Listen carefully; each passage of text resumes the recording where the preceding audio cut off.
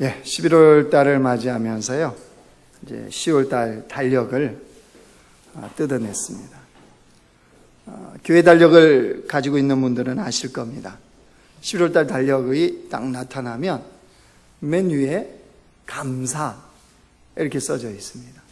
그러면서 시편 100편 4절 말씀이 거기에 기록되어 있습니다. 감사함으로 그 문에 들어가며 찬송함으로 그의 궁전에 들어가서 그의 감사하며 그의 이름을 송축할지어다. 달력을 뜯어내면서 그 달력을 보면서 그런 생각이 들었어요.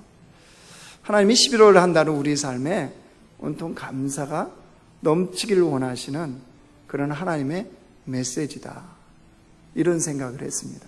그러면서 마음에 소원이 생겼어요.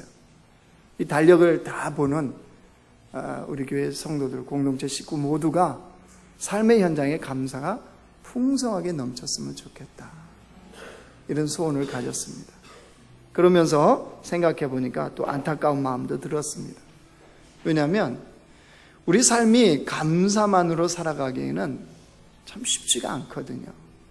이런 일 저런 일이 우리의 삶에 참 얼마나 우리를 힘들게 합니까? 그래서 감사로 물들인다, 참 말처럼은 쉽지 않다, 이런 생각을 했습니다. 오늘 이스라엘 백성들도 마찬가지입니다. 1절에 봤더니 그 노종대로 느비딤의 장막을 쳤다는 거예요. 그 노종대라는 건 무슨 뜻이냐면요, 아무렇게나 갔다는 것이 아닙니다. 광야를 가되 아무렇게나 가는 것이 아니고 하나님의 인도하심대로, 하나님의 계획대로 갔다는 거예요. 하나님의 인도하심과 하나님의 계획대로 광야의 그 길을 지금 걷고 있다는 거예요. 그렇다면 여러분, 그 길을 걸어가는 중인데 오늘 어디에 도착했다고 그랬어요? 느비딤이라고 그랬죠. 느비딤. 느비딤이라는 뜻은요, 원기회복입니다. 원기회복. 왜 느비딤이라는 이름이 붙었느냐? 그 지역이 평상시에는 여러 개의 샘과 개울로 이루어지는, 즉 물이 넉넉하게 얻을 수 있는 장소가 바로 느비딤이었던 거예요. 그러면 느비딤에 도착한 이스라엘 백성들은 무슨 생각을 했겠습니까?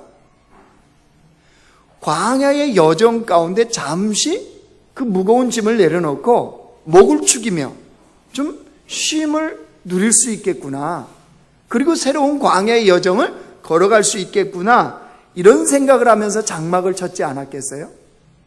근데 오늘 성경은 뭐라고 그랬어요?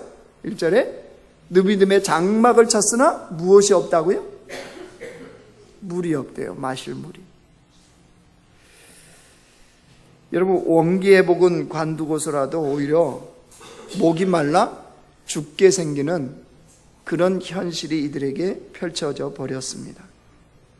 만약 우리 인생의 여정에 이런 일이 생긴다, 우리는 어떻게 반응할까요?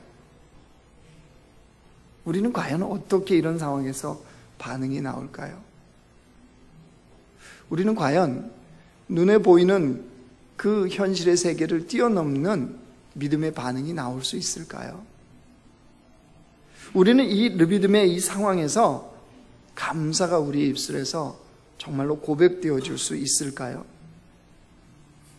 그런 삶이 되기 위해서는 도대체 우리가 무엇을 알아야 되는지 오늘 말씀을 통해서 우리가 보기를 원합니다. 느비딤에 물이 없는 것을 확인한 이스라엘 백성들, 당장에 어떤 반응을 나타냈습니까?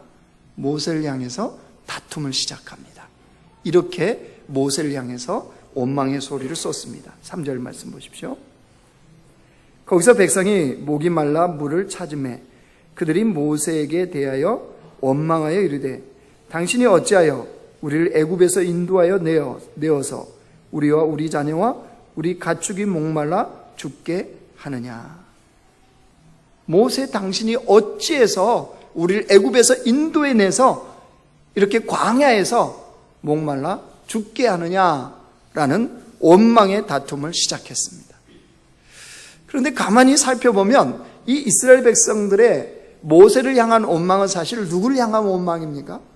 하나님이죠. 왜죠? 그 이스라엘 백성을 누가 선택하셨습니까? 하나님이죠. 그 이스라엘 백성들을 애굽에서 나오게 하신 분도 누굽니까? 하나님이죠. 이 광야의 여정, 그 노정대로 이끌어가고 계신 분도 누구십니까? 하나님이십니다. 그러면 이 백성의 원망은 누구를 향한 원망입니까? 하나님을 향한 원망이 되는 겁니다. 자, 여기서 우리는 생각해 봐야 됩니다. 이스라엘 백성들의 지금 하나님을 향한 원망이 합당합니까? 정말 합당한 원망을 하고 있느냐는 겁니다. 이스라엘 백성들이 원래 애굽에서 무슨 생활하던 사람들이에요? 노예 생활입니다. 그 당시에 노예라는 것은 인권이 없습니다. 자유가 없습니다. 미래에 대한 소망도 전혀 없는 것이 노예입니다. 그런 노예를 하나님이 부르셨어요. 그래서 그들에게 자유를 주셨습니다.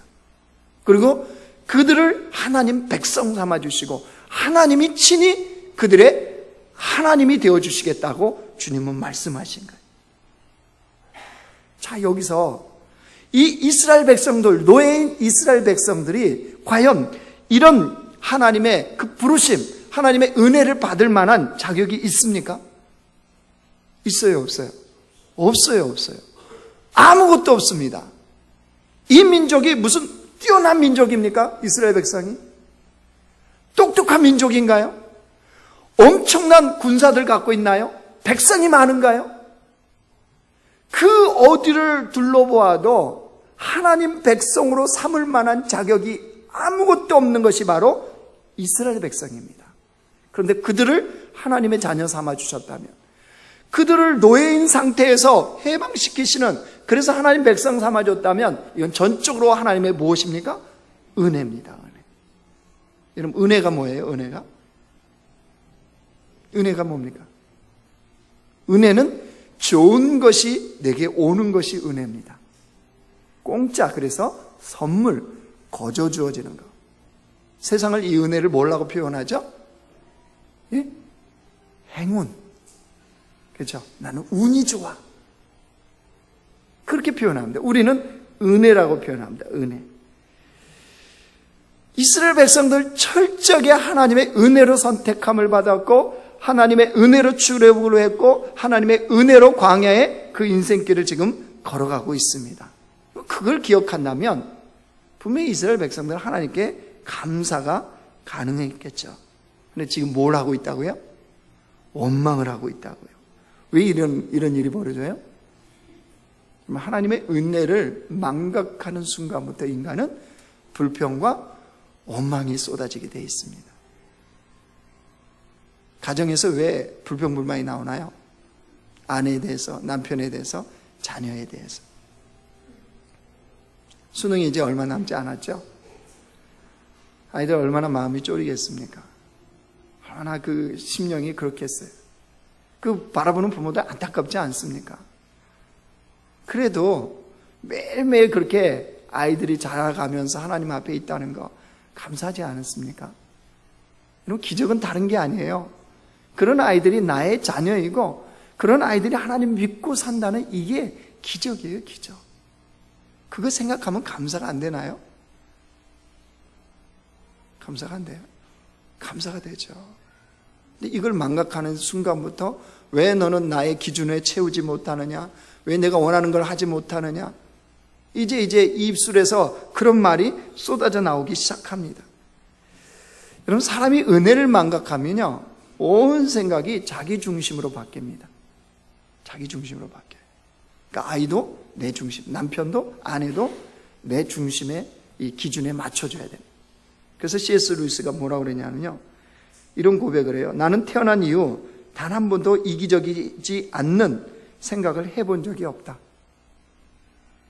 그 위대한 신학자, 경건한 사람 C.S. 루이스가 자신은 태어난 순간부터 단 한 번도 자신의 중심적인 이기적인 생각을 해보지 않은 적이 없다면 우리는 어떨까요? 우리는 더하면 더했지 덜하지는 않겠죠. 이게 무슨 말입니까? 이게 인간이라는 거예요. 인간의 실체는요, 뼛속 깊숙이까지 철저하게 자기 이기적인 것으로 똘똘 뭉쳐져 있는 것이 인간입니다. 인간. 여러분, 그런 인간에게 하나님께서 은혜를 베푸셨다. 이것만큼 감사할 게 어디 있습니까? 우리가 하나님의 은혜를 받을 만한 자격이 있나요? 그 어디를 둘러봐도 은혜 받을 만한 자격이 없습니다. 아니, 저는 제 자신을 봐도 그래요. 어디를 봐도 은혜 받을 만한 자격이라고는 눈꼽만큼도 없어요. 그런데 하나님이 은총을 베푸셨다면 그는 철저하게 여호와의 은혜인 거죠.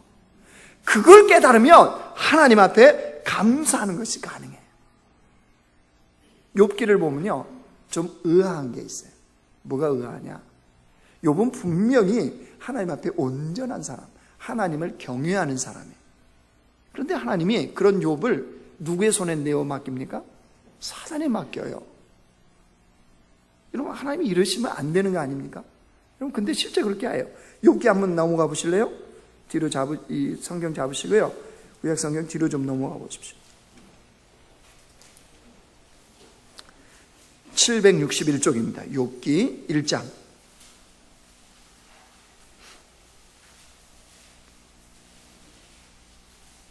12절 말씀입니다. 욥기 1장 12절. 구약성경 761쪽입니다. 욥기 1장 12절 시작. 여호와께서 사단에게 이르시되 내가 그의 소유물을 다 내 손에 맡기노라. 다만 그의 몸에는 내 손을 대지 말지니라. 사단이 곧 여호와 앞에서 물러가니라. 2장 6절에 한번 보십시오. 2장 6절. 같이 읽습니다. 시작. 여호와께서 사단에게 이르시되 내가 그를 내 손에 맡기노라. 다만 그의 생명은 해하지 말지니라. 하나님이 누구에게 욥을 맡기셨어요? 사단에게. 그 결과가 뭐죠? 욥의 모든 재산, 모든 자녀들을 하루아침에 잃어버립니다. 그것으로 그치지 않습니다. 욥이 머리끝부터 발끝까지 온통 종기로 도저히 살아갈 수 없는 그런 처지가 되어버립니다. 자, 이 모든 것을 누가 옆에서 지켜보고 있나요? 욥의 아내가 지켜보고 있습니다. 똑똑히 다 지켜보고 있어요. 그렇게 경건했던 욥, 재산을 잃어버린 거, 자녀를 잃어버린 거, 온몸에 종기가 나는 것, 도저히 살 수 없는 형편에 처한 것을 욥의 아내가 똑똑히 지켜보고 있습니다. 그리고 욥에게 말합니다. 하나님 앞에 더 이상 네가 온전한 척하지 말고 하나님을 욕하고 차라리 죽어라. 욥의 아내의 반응이에요. 근데 욥이 어떻게 합니까? 욥이 입술로도 범죄하지 않습니다. 아내한테 오히려 그래요. 우리가 여호와께 복을 받았은즉 화를 받는 것도 당연한 거 아니겠냐. 자, 여기서 우리는 욥과 욥의 아내가 왜 차이가 있을까요? 왜 자녀를 잃어버리고 또 재산을 잃어버리고 건강까지 다 잃어버린 이 상황에서 욥은 그렇게 반응하는데 욥의 아내는 이렇게 반응하는 이 차이점이 어디 있냐 말이에요. 도대체 욥은 무엇을 본 걸까요? 욥이 본 거는 다른 게 아닙니다. 그럼에도 불구하고 하나님의 은혜는 여전히 자신의 삶에 흐르고 있다는 것을 욥은 깨달았기 때문입니다. 모든 것을 잃어버린 그 상황에서도 하나님의 은혜는 멈추지 않고 자신의 삶을 흐르고 있다는 것을 욥은 본 것이고 욥의 아내는 보지 못한 거예요. 여러분, 이것이 중요합니다. 이것이. 우리의 구원도 생각해 봐요. 여러분, 우리 아무런 소망이 없는 죄인이었잖아요. 소망이 있었나요? 없었습니다. 소망이라고는 하나도 없었습니다. 완벽한 죄인입니다. 그런 우리 죄인을 향해서 예수님이 십자가를 지시고 우리를 구원하셨어요. 십자가는 치욕입니다. 멸시와 모멸입니다. 그런데 하나님의 아들 예수님은 기꺼이 그 십자가를 지셨어요. 왜요? 우리에게 대속의 은혜를 베풀기 원하셨어요. 그래서 우리는 하나님의 자녀가 되었어요.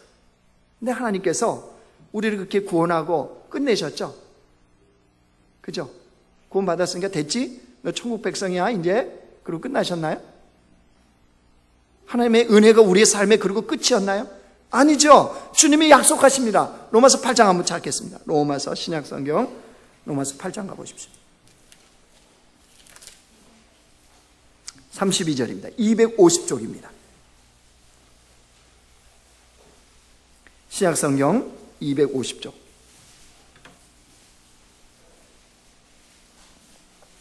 로마서 8장 32절.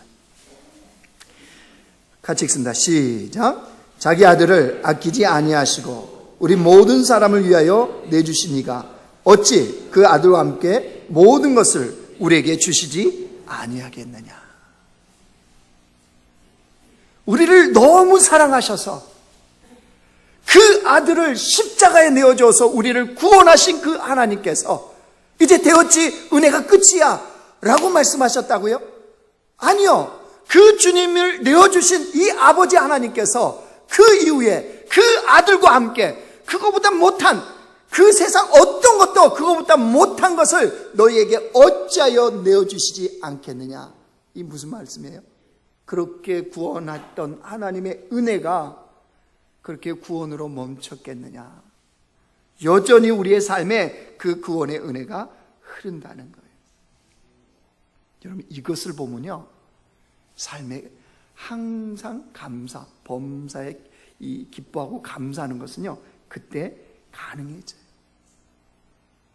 감사가 망각되어지니까 여러분 감사가 안 나오는 거예요. 그 은혜가 망각되어지면 감사를 할 수가 없어요. 여러분 일이 잘 되어지면 잘 풀리면 은혜입니까 아닙니까? 일이 잘 되어지고 잘 풀리면 은혜예요 아니에요? 은혜죠. 그러면 일이 잘 안 풀리고 안 되어지면 은혜입니까 아닙니까? 조금 곤란한 은혜죠. 그런데 일이 잘 안 되고 안 풀리는 것도 은혜예요. 왜냐하면 그 안 풀리는 그 현장에 그곳에 하나님께서 함께 하시기 때문이에요. 그래서 은혜라고 하는 거예요. 근데 사실 여러분 우리 예수님을 믿고 형통할 때가 많았습니까? 실패하고 좌절할 때가 많았습니까? 우리끼리니까 솔직히 말해봐요. 형통이요. 우리가 바라는 형통. 예수님을 믿고 나서 형통할 때가 많으셨어요? 일이 잘 안 풀리고 꼬일 때가 더 많았어요? 전자입니까? 후자입니까? 아니, 우리끼리니까 괜찮아요. 전자예요? 후자예요? 후자잖아요, 후자. 우리 진솔하게 얘기해봐요. 일이 우리가 원하는 거예요. 우리가 원하는 형통에 비유해보면 안 풀리고 꼬이고 실패하고 좌절한 것이 훨씬 많아요. 그러면 도대체 뭐가 은혜냔 말이에요. 맨날 은혜 그러는데 은혜로 살아간다는데 예수 믿는 사람들은 도대체 뭐가 은혜냔 말이에요. 안 풀린 적이 더 많았는데 뭐가 은혜냐 그러면요 그런 실패와 좌절이 우리 인생에 결코 손해로 돌아오게 하지 않으세요. 누가요? 하나님께서. 그 겪었던 실패, 그 좌절이 우리 인생에 결코 손해가 되게 안 만드세요. 누가요? 하나님께서. 오히려 그 실패와 좌절을 통해서 하나님은 우리를 성장시키시잖아요. 성숙시켜 가십니다. 우리 인격을 갈고 닦습니다. 그 어떤 것으로도 할 수 없는 우리의 인격을, 우리의 신앙을, 우리의 믿음을 주님은 성장시키고 성숙시키는 그 일을 행하신다는 거예요. 그리고 경험하면요 이제 우리의 관점이 바뀌어요. 실패를 바라보는 관점이 바뀌어요. 힘들고 어려운 상황을 겪는 사람들을 보는 관점이 바뀌어요. 세상이 말하는 소위 실패하고 넘어지고 다 망했다고 하는 그 관점을, 그것을 보는 관점이 달라져요. 하나님은 그 작업을 해 가시는 거예요. 여러분 이걸 깨달으면요 어떤 고백이 나오냐 그러면 예수를 믿고 사는 우리의 인생은요 결코 망할 수 없다는 걸 알게 되어져요. 왜? 들어가도 복이고 나가도 복이고 엎어져도 복이고 깨져도 복이고 복인지를 알게 돼요. 우린 거기다 살짝 뭘 붙여서 문제가 되는 거예요. 그죠? 엎어져도 내가 원하는 걸 얻어야 되고 그죠? 뒤집어져도 내가 원하는. 근데 주님 그 말씀이 아니에요. 네가 정말 주님을 청종하고 주님의 말씀에 따라 살아가면 어디 가도 복된다는 거예요. 왜요? 예수를 믿는 사람은 결코 망하는 인생이 안 되어지기 때문이에요. 어떻게 하냐고요? 우리 찾아봐야 되겠죠? 요한 1서 말씀 한번 찾아보겠습니다. 요한계시록 앞에 있는 요한 1, 2, 3서 중에 요한 1서 한번 찾아보십시오. 요한 1서 5장입니다. 392쪽입니다. 신약성경 392쪽. 요한 1서 5장 4절 5절 하나님의 약속의 말씀입니다. 요한 1서 5장 4절 5절 시작. 무릇 하나님께로부터 난 자마다 세상을 이기느니라. 세상을 이기는 승리는 이것이니 우리의 믿음이니라.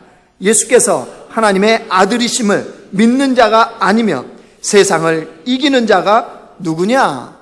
아멘. 누가 세상을 이긴다고요? 예수 그리스도를 믿는 자들, 이런 자들이 항상 승리한다는 거예요. 그렇다면 우리의 인생은, 예수님을 믿고 사는 우리 인생은 결코 망하는 인생이 아니에요. 승리의 인생입니다. 그 승리를 향해서 달려가고 있는 거예요. 근데 우리에게 해결해야 될 병이 있어요. 우리는 이 진리를 자꾸 어떻게 합니까? 까먹어요. 그죠? 르비딤에 딱 오면 까먹어버려요. 무엇을 까먹죠? 마라의 쓴물이 단물로 변화된 것 싹 잊어버려요. 르비딤에 오면 홍해를 가르고 그 백성이 마른 땅을 건넜다는 걸 싹 잊어버려요. 르비딤에 오면 아무것도 아닌 나 같은 자를, 그 독생자 아들이 십자가를 통해서 구원했다는 이 놀라운 사실에 대해서 싹 까먹어버려요. 그리고 뭐만 봐요? 르비딤에 물 없는 것만 봐요. 물 없는 것만. 이게 인간에게 있는 고질적인 망각의 병입니다. 그러다 보니까 심령이 어떻게 되죠? 무뎌져요. 특별히 감사에 대해서 무뎌져요. 여러분, 결혼하면 결혼기념일이라는 게 있잖아요. 매년 돌아오잖아요. 결혼기념일이 왜 있을까요? 결혼기념일만 되면 남자들은 긴장되죠? 그 이상해요. 참 이상한 것 중에 하나는 결혼기념일을 왜 남자가 챙겨야 되는지, 그죠? 왜 남자만 선물을 준비해야 되는지 희한한 것 중에 하나예요. 풀 수 없는 숙제. 그런데 결혼기념일은 사실 그걸 기억하라는 거 아니겠어요? 하나님께서 너가 결혼했을 당시에, 그 기념일이라는 것은 결혼했을 당시에 어떤 마음을 하셨나요? 뭐 저라고 위에 아니에요. 그 당시에는 그랬어요. 그 당시에는 저 결혼해준 아내가 너무 감사하고 너무 고맙고 천사 같고, 그 위에는 더 이상 말하지 않겠습니다. 천사도 여러 종류가 있더라고요. 자꾸 망각을 하는 거예요. 그 감사했던, 그 고마웠던 그 은혜에 대해서 망각을 하니까 이 심령이 무뎌지니까 감사가 안 나오는 거죠. 여러분, 그때 나타나는 것이 이제 불평과 원망입니다. 왜 그러냐 그러면 우리는요, 그런 착각을 해요. 그런 생각을 합니다. 우리에게 임한 그 은혜가 내가 기대하는 것을 채워주기를 원해요. 하나님의 은혜가 임해도 그 은혜가 내가 기대하는 것을 채워주기를 원하는 겁니다. 무슨 말이냐? 그 은혜가 내 생각대로 그렇게 능력으로 드러나기를 원해요. 여러분, 요술방망이 아시죠? 내가 소원하는 것을 뚝딱하면 나오는 요술방망이요. 마치 은혜가 그렇게 되기를 원하는 마음이 우리 속에 있는 거예요. 근데 하나님의 은혜가 흐른다고 그러는데 실제 현장에 나타나는 거 보면요, 그렇게 안 되어지거든요. 나의 기대와 하나님이 이루어 가시는 것은 이게 차이가 나요. 갭이 생긴단 말이에요. 왜일까요? 우리는 은혜가 흐른다면, 은혜를 받았다면 분명히 내가 원하는 무언가가 이렇게 이루어져야 되는데 그렇지 않고 다른 삶이 자꾸 이루어지는 거예요. 그게 헷갈리지 않아요? 하나님 은혜로 살아간다는데 이루어지는 거 보면 그렇게 안 돼요. 내가 좀 하나님의 놀라운 은혜라고 좀 자랑할 수 있도록 좀 그렇게 이루어지면 좋을 것 같은데 나의 기대와 이게 달라요, 현실이. 이게 왜 그럴까요? 오늘 1절 말씀, 다시 넘어오세요. 출애굽기 17장 1절 보세요. 같이 읽습니다. 시작. 이스라엘 자손의 온 회중이 여호와의 명령대로 신광야를 떠나 그 노종대로 행하여 르비딤에 장막을 쳤으나 백성이 마실 물이 없는지라. 이 백성의 그 노정이 뭐라고 그랬어요? 여호와의 무엇대로? 명령대로 그랬습니다. 여호와의 명령대로 신광야를 떠나서 르비딤에 이르렀다. 여러분, 이게 뭘 말해주나요? 지금 이스라엘 백성이 누구의 명령에 따라 그 길을 가고 있다고요? 하나님의 명령에 따라, 하나님의 계획, 하나님의 인도하심대로 광야의 여정이 이루어지고 있다는 거예요. 그렇다면 우리의 인생길은 누구의 방식대로 지금 인도되고 있습니까? 하나님. 여러분, 요 차이점이에요. 우리의 인생길은 하나님이 이끄시는 방식대로, 하나님의 계획대로 그것이 진행되어 가고 있는 거예요. 이걸 빨리 깨달으면 그 하나님의 주권을 인정하는 것 앞에 딱 무릎을 꿇습니다. 그러면 감사가 나와요. 왜요? 하나님의 완전하심을 믿기 때문에. 여러분, 이걸 영국으로 표현한다면요, 인생을 영국으로 표현한다면 누가 감독인 거예요? 하나님이 감독이죠. 우리는 배우죠, 배우. 그럼 감독이 그 작품에 가장 알맞게 배역을 정할 거 아니에요. 그죠? 어떤 사람은 주인공, 어떤 사람은 엑스트라, 어떤 사람은 지나가는 행인 1, 지나가는 행인 2, 행인 3. 자, 하나의 연극이 하면 주인공이 많습니까? 그 주인공이 아닌 사람들이 많습니까? 그렇죠? 그래서 아름다운 연극이 딱 이루어지는 거예요. 그런데도 불구하고 우리는 뭐 되기를 원해요? 인생의 주인공이 되기를 원해요. 거기에. 그죠? 그럼 다 그렇게 주인공만 되면 나머지 배역은 누가 해요? 천사들이. 여러분, 우리 그리스도인이라는 것은 하나님 맡기신 내 배역에 충실하게 해나가면 돼요. 왜요? 결정권은 누가 있어요? 하나님께 있잖아요. 하나님께. 근데 우리는 내가 원하는 배역이 있어요. 내가 주인공해야 돼요. 내가 김수현 돼야 되고, 내가 전지현 돼야 돼요. 그죠?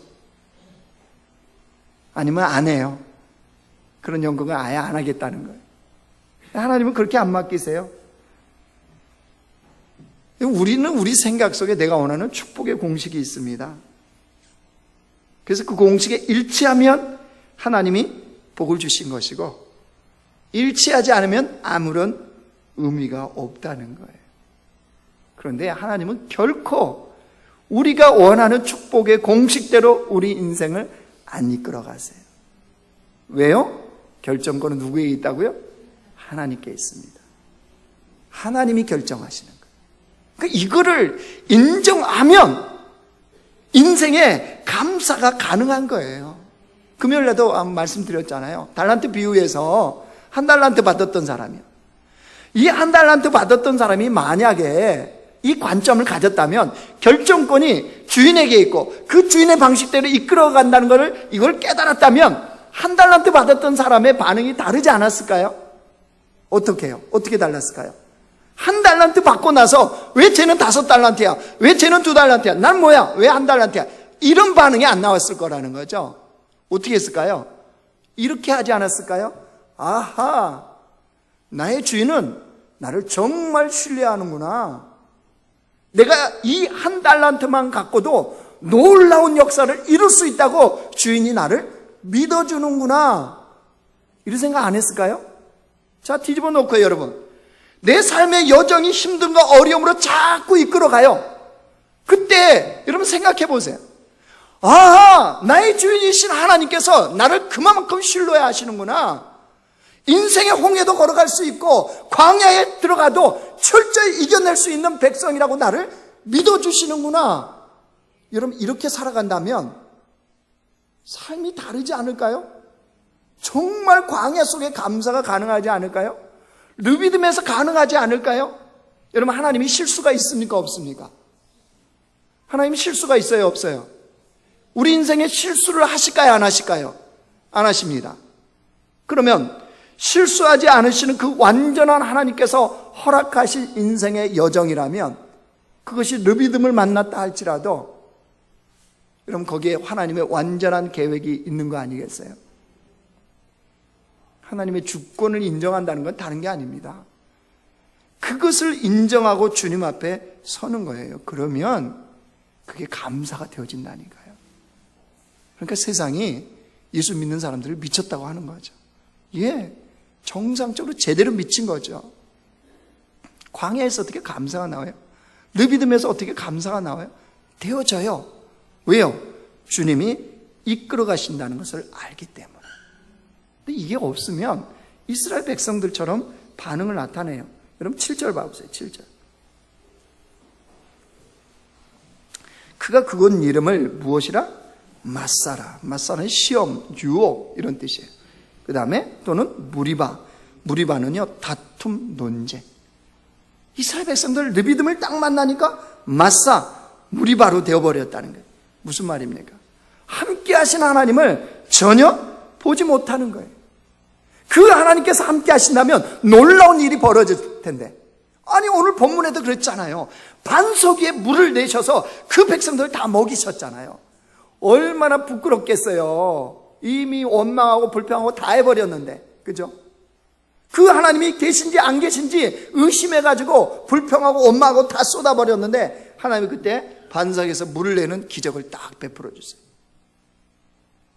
얼굴이 얼마나 부끄러울까요? 우리 똑같지 않을까요? 광야 같은 인생의 여정을 다 지난 다음에 하나님이 예비하신 그 면류관, 그 놀라운 하나님의 영광의 그 역사가 기다리고 있는 그날에 우리가 광야의 여정을 걸어오면서 나타냈던 그 불신앙의 반응들, 하나님을 의심했던 이 부분들, 얼마나 그 순간이 되면 쑥스러워지겠습니까? 얼마나 부끄러워질까요? 여러분, 그러지 말라고 하나님이 오늘 말씀을 통해서 우리에게 깨우쳐 주시고 가르쳐 주시고 알려주시는 거예요. 나치 수용소에서요, 어린 시절을 보냈던 한 유대 소년이 있습니다. 엘리 위젤이라는 유대인 작가인데요, 이 엘리 위젤이 나이트라는 작품을 썼어요. 글을 썼어요. 그 책을. 거기에 자기 어린 시절에 그 나치 수용소에서 있었던 내용들을 일기 형식으로 써놓은 것을 그 책에 공개를 했습니다. 그 내용 중에 이런 내용이 있어요. 오늘 나의 아버지는 내가 보는 앞에서 무참하게 끌려갔다. 같이 아버지하고 같이 납치 수용소에 들어가 있는 거예요. 수없이 발에 채이고 뺨을 맞으시며 그 숱한 매 속에서도 측은하게 나를 바라보시며 무언가를 말할 듯한 눈빛. 그러나 결국 아무 말씀도 못하시고 한 구석으로 끌려가셔서 다시는 돌아오지 못하셨다. 마지막으로 내게 들려온 것은 세 발의 총성뿐. 아버지가 총에 맞아 죽은 거죠. 나치 수용소에서. 그렇게 당당하셨던 아버지, 내게 그렇게 자상하게 성경을 읽어주셨던 아버지, 어릴 때 나를 목마 태우시고 주일학교에 데려다 주셨던 그 아버지, 그는 나를 그렇게 떠나가셨다. 그 다음에요, 이제 이 엘리에제 위젤이라는 이 유대 소년이 이런 이제 마지막 일기에 이런 질문하는 거예요. 정말 하나님이 계신단 말인가? 계신다면 그는 이 순간 무엇을 하신단 말인가? 유대 소년의 일기예요. 자, 여러분, 이런 질문을 우리에게 받았다면 우리는 뭐라고 대답하실래요? 아니, 인생의 이런 순간에 처해진다면 뭐라고 말씀하실 수 있습니까? 정말 하나님이 계신단 말인가? 계신다면 그는 이 순간 무엇을 하신단 말인가? 하나님의 은혜가 끊임없이 내 삶에 흐른다는 것을 믿는 백성이라면, 결정권이 철저하게 하나님께 있는 그 하나님의 주권을 인정하고 살아가는 주의 백성이라면, 이런 상황이 온다 할지라도 이렇게 고백할 수 있지 않을까요? 하나님을 믿는 자에게는 받아들이지 못할 상황은 없다. 이렇게 고백할 수 있지 않을까요? 해석이 안 돼도, 이해가 안 돼도 왜 느비듬에 물이 없냐 말이에요.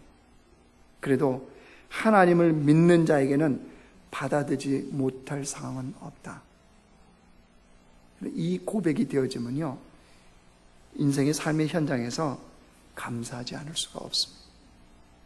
사랑하는 성도 여러분, 인생에 느비듬에서 물 없는 삶을 만날 때가 있습니다. 그때마다 우리가 기억합시다. 하나님의 은혜는 끊임없이 우리의 삶에 흐르고 있습니다. 내가 깨닫지 못하고 보지 못하고 느끼지 못해도 여호와의 은혜는 멈춘 적이 없습니다. 또 하나, 결정권은 주님께 있습니다. 내 인생을 그렇게 이끌어가고 이렇게 이끌어가시는 것은 주님이 결정하시는 거예요. 그러나 그 완전하신 주님, 실패가 없으신 주님, 그 아들을 내어주시니가 어찌 그 아들과 함께 모든 것을 너희에게 주시지 않겠느냐. 이 약속의 말씀을 믿는 자들은 그 하나님의 어떤 결정에도 철저하게 신뢰하고 감사하고 그 인생을 걸어갈 수 있다는 사실입니다. 여러분, 우리가 그런 백성으로 이 땅을 살아가기를 원합니다. 그래서 우리의 무뎌졌던 이 감사에 대한, 그 은혜에 대한 우리의 마음이 다시 하나님 앞에서 열리기를 원합니다. 그래서 우리의 삶에 하나님을 향한 감사, 하나님을 향한 찬양이 우리의 삶에서 넘치는 그런 백성이 되시길 주님의 이름으로 축원합니다.